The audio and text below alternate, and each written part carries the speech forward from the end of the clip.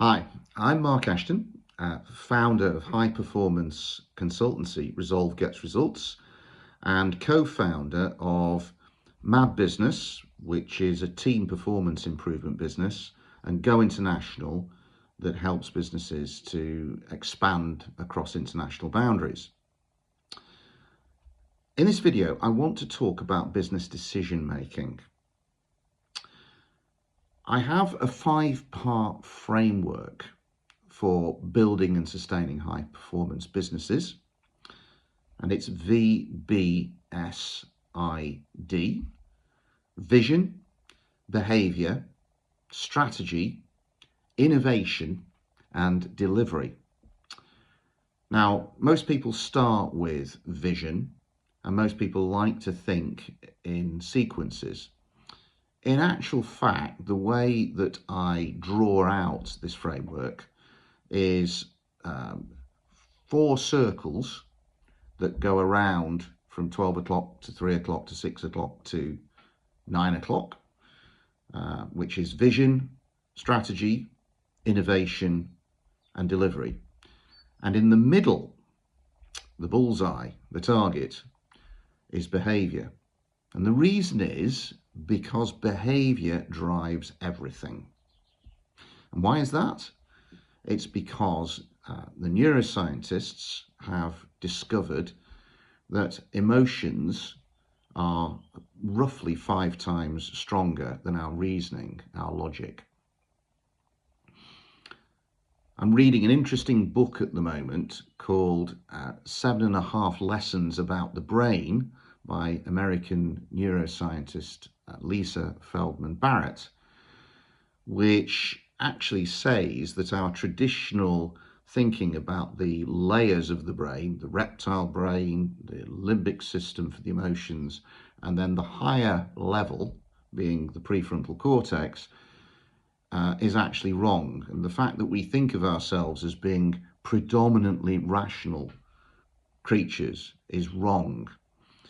We are predominantly irrational, emotional creatures. We have this fantastic reasoning capability if we choose to use it wisely.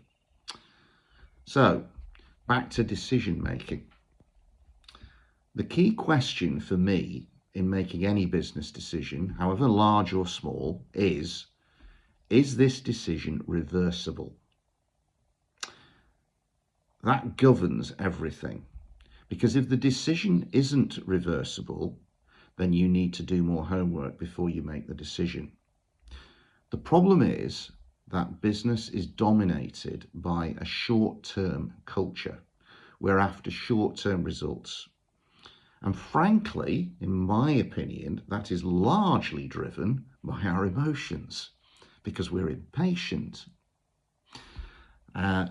So it's key that we look at decisions calmly, coolly, and actually that we slow down. Because the reality is that for most decisions, we don't have all the information we need. Now, some of those decisions we can still make quickly because the consequences of getting it wrong are not serious. In other words, the decision is reversible or it can be corrected. I prefer, wherever possible, to make what I call iterative decisions. In other words, if we're not sure and if the consequences of the decision could be serious if we get it wrong, let's make the decision in small steps and let's test those steps out, iteration, to get to a good result. Form a hypothesis. I think it's this, right? Go and talk to people, whether it's within the business or outside the business, depending on the nature of the decision. It's amazing how we struggle to do that when we shouldn't. And a big part of that is that our decision making is being driven by our emotions, whether we recognize it or not. We are afraid of somebody pointing out problems that we haven't thought of and that we will feel stupid.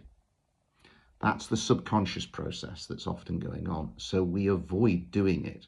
But it is much less painful to have people give us their feedback, and the chances are we're going to learn from it and we're going to get something far greater out of doing it. So, when you're thinking about business decisions, large or small, are they reversible?